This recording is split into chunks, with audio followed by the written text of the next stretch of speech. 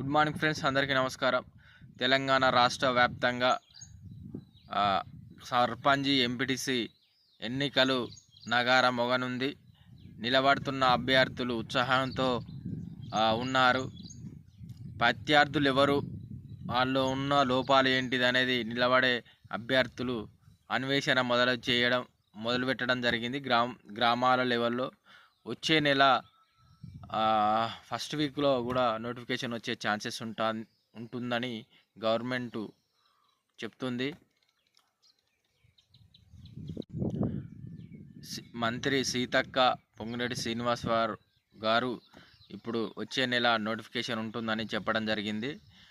ఇప్పుడు ఈ నెల 25న రైతు భరోసా నిధులు ఒకేసారి విడుదల చేస్తామనే విధంగా చెప్పడం జరిగింది. సర్పంచ్ ఎంపీటీసీ ఎన్నికలు ఫస్ట్ వేసిన తర్వాత మున్సిపాలిటీ ఎన్నికలు ఉంటాయి.